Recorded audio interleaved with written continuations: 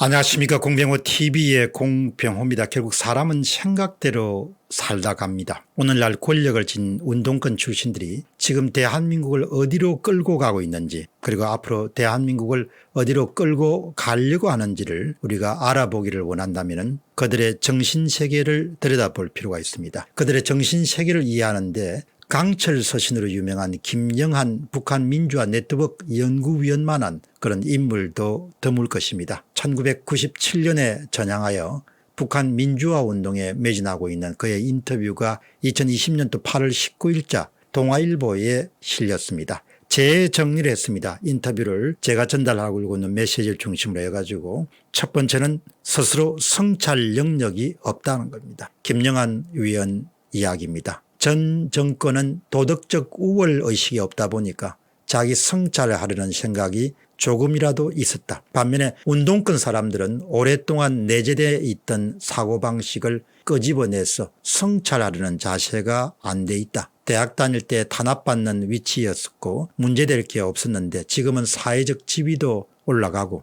돈도 여기저기서 생길 수 있는 상황이니까 더더욱 그렇다. 문제가 된다는 이야기죠. 제 판단은 성찰 능력이 없으면 부패할 수밖에 없습니다. 성찰 능력이 없으면 스스로를 되돌아볼 수 없기 때문에 잘못된 정책이나 제도를 수정하거나 교정할 수는 능력이 없게 됩니다. 그리고 사과나 반성이 없어지게 됩니다. 결국 잘못된 정책이나 제도가 지속되면서 사회에 엄청난 폐해를 끼치게 됩니다. 두 번째입니다. 그들은 민주적일 수 없다는 것이죠. 김영한 위원은 운동권 출신들은 민주적으로 사고하고 행동하는 훈련을 받지 않았다. 2012년 이석희 의원의 통진당 부정경성 사태가 터졌을 때 나는 놀라지 않았다. 경기 남부가 아니라 어느 지역 주사파라도 양심의 가책 없이 저지를 수 있는 행동이다. 정의로운 목적을 위해서는 어떠한 수단도 용서받을 수 있다는 의식을 끊임없이 대책임질하여 살아온 사람들이다.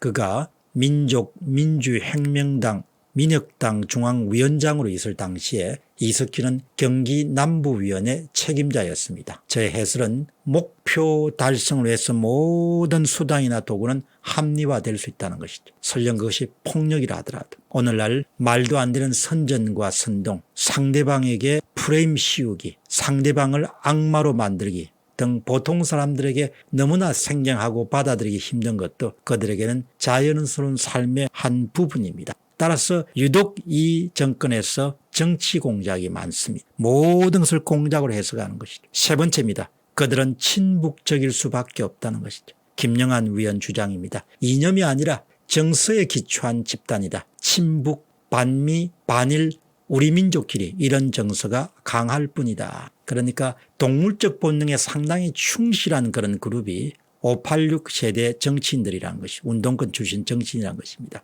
논리나 이성은 대단히 인간적인 그런 덕목입니다. 그러나 본능과 그리고 감성과 우리끼리와 같은 그것은 대단히 동물적인 본능입니다. 그러니까 그들에게서는 논리나 이성보다는 본능적으로 우리끼리가 지배적이라는 이야기죠. 그러니까 인간으로서 마땅히 가져야 될 보편적 가치나 또 보편적 그런 권리나 이런 부분에 대한 인식이 거의 없다는 겁니다. 그들이 조금이라도 문명사의 큰 흐름에서 보편적 가치나 보편적 권리, 북한의 보통 사람들을 생각을 좀 더 하면은 자신들이 행하는 친북 행위가 북한의 보통 사람들에게 얼마나 치명적인 해악을 끼친지를 알 수 있지만 그들은 그런 보편적 가치나 북한 보통 사람들의 보편적 인권보다도 훨씬 더 동물적인 본능, 우리끼리라는 그런 것이 지배하고 있기 때문에 친북적인 그런 성향의 정책을 지속할 수밖에 없다는 것이죠. 네 번째는 친중의 뿌리는 깊지 않다는 겁니다. 김영한 위원 주장입니다. 원래 친중은 아니었다. 운동권에 가장 큰 영향을 준 것이 리영희 선생의 전한시대의 논리인데 중국 문화대혁명을 미화한 책이다.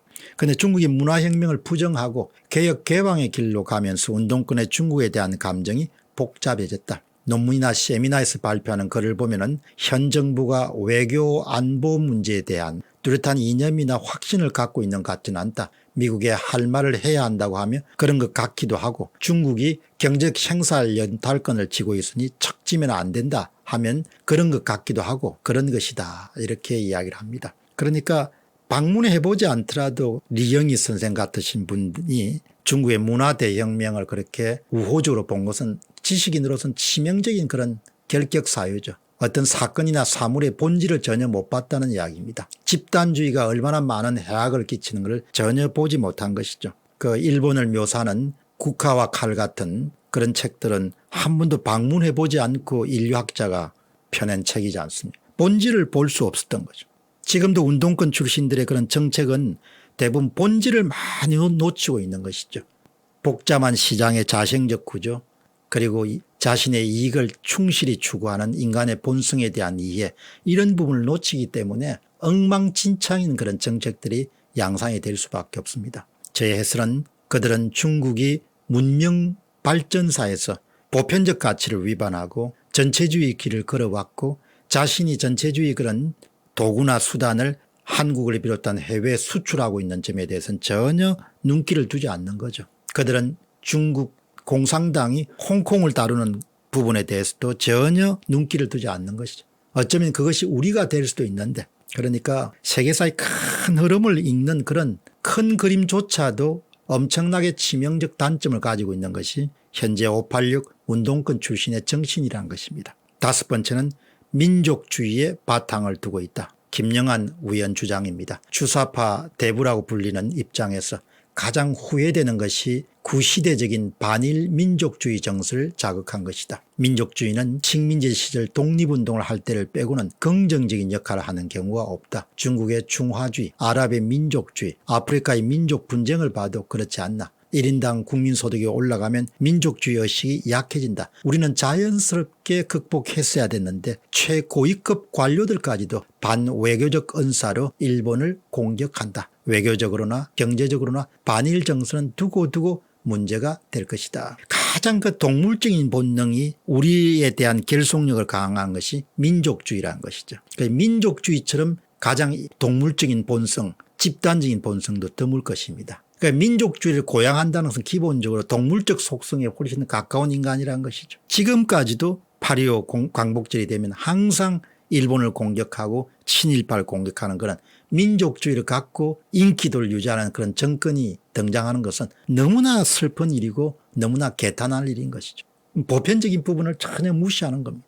그다음에 결국 운동권 내부에서는 NL 계열과 PD 계열에 맞붙었지만 결국 NL 계열은 민족 해방의 주류를 차지하게 된 부분에 대해서도 우리에게 시사하는 바가 큽니다. 김영한 위원 이야기입니다. NL이 공부를 제대로 한 PD를 제치고 주류가 됐다. 제대로 공부를 안 했기 때문에 NL 민족 해방이 주류가 될 수 있었다. PD 민주그룹은 이념에 기초한 조직이어서 이념적 토대가 변화하면 결속력도 약해지게 마련이다. 그러나 NL 민족해방그룹은 이념 자체가 빈약한 대신에 인적 유대와 패거리주의가 강하다. 그래서 북한 방송에서 나온 것을 그대로 따라하고 위에서 시키는 대로 하고 그런 문화가 강했다.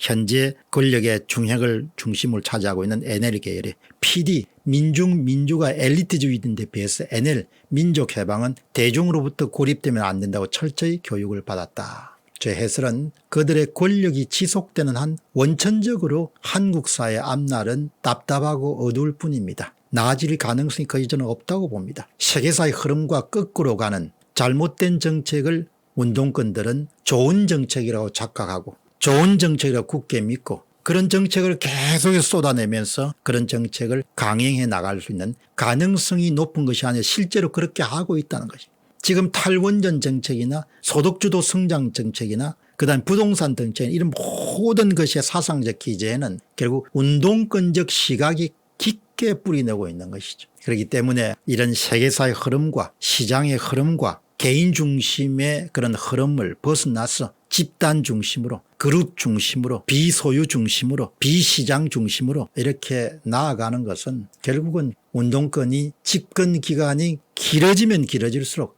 한국은 엄청나게 어려운 상황을 만날 수밖에 없다. 점쟁이가 아니고 기본적으로 논리적으로 이 양반들이 갖고 있는 사고방식 세계관을 탐구하면은 그냥 미래에 대한 전망이나 예측이 그대로 나온다는 겁니다. 이 사람들이 오랫동안 집권하면은 한국은 앞이 안 보이는 거야. 개인적으로 낙관적이고 긍정적인 사람이지만 대단히 우리가 주의해야 될 부분 가운데 하나입니다. 공병호 TV의 공병호였습니다. 감사합니다. 멤버십 후원자들을 위한 질문 코너를 시작하도록 하겠습니다. 오늘 댓글을 남겨주신 분은 8월 19일 날입니다. 검찰 다음엔 판사들 손보다라는 방송을 보고 마주수고님이 남겼습니다. 아주 짧습니다. 그러면 어떻게 대처해야 하는 걸까요? 그러면 저희들이 어떻게 해야 됩니까? 마주수고님 한 가지 질문을 던져보시기 바랍니다. 질문에 대한 답은 어떤 것이 있을까요? 어떻게 하는 것이 우리가 좋겠습니까? 법원 행정처를 폐지하고 사법위원회 신설은 법원 조직법 개정을 통해서 이루어집니다. 지금 우리 사회에서 이루어지고 있는 말도 안 되는 모든 일들은 법을 바꾸어서 시행되는 겁니다. 합법의 이름으로. 이미 더불어민주당의 이탄희 판사 출신의 국회의원 올해 42살 되는 분이 7월 6일 날 법원 조직법 개정안을 대표 발의했습니다. 그 안에는 법원 행정처 폐지, 그다음 민변 변호사 출신들이 대거 진입할 수 있는 사법위원회가 신설됩니다. 결국은 4.15 부정선거를 밝히지 못하면 그들이 원하는 대로 사회가 흘러갈 수밖에 없습니다. 체제가 바뀔 수밖에 없다는 것이죠. 4.15 부정선거는 일종의 입법 쿠데타입니다. 그냥 거의 혁명이 일어난 겁니다. 쿠데타가 일어난 겁니다. 입법 쿠데타. 그래서 미래통합당의 당선자들이나 지도부가 대단히 비겁한 그런 자세를 유지하고 있는 겁니다. 결국 입법을 통해서 거대 여당이 집권하고 있는 입법을 통해서 땅땅땅 하고 국회에서 통과시키면 다 끝인 겁니다. 왜 4.15 부정선거를 밝히는 일이 중요한가? 왜 4.15 부정선거를 밝히는 일이 대한민국의 앞날에 결정적으로 중요한가를 더 많은 시민들이 알아야 되고, 그럼에도 불구하고 야당은 너무나 비겁한 거죠. 일부 위원들은 나서서 부정선거를 밝히려고 하는 사람들을 박해하고 엄해하고 공격하는 겁니다. 그냥 법을 통해서 체제가 바뀌는 겁니다. 헌법을 바꾸지 않더라도. 그러니까 사법부를 장악한 법원을 장악하는 것도 고함칠 필요가 없습니다. 법원 행정처를 폐지하고 사법위원회를 신설하는 법원 조직법 개정안을 통해서 이루어지는 겁니다. 7월 6일 날 이미 대표 발의가 됐습니다. 마주수고님은 멤버십 프로그램에 후원자로 가입하신 분이기 때문에 댓글이나 질문으로 저에게 물을 수가 있고 저는 답하는 시간을 갖고 있습니다. 여러분께서는 영어방송인 GONG 공TV 그리고 공병호TV 그리고 공데일리TV 그리고 또 여러분들이 정론을 알리기 위해서 출범한 온라인 신문인 공데일리를 통해서 여러분의 시야와 안목을 지속적으로 확장하실 수 있을 것입니다. 감사합니다.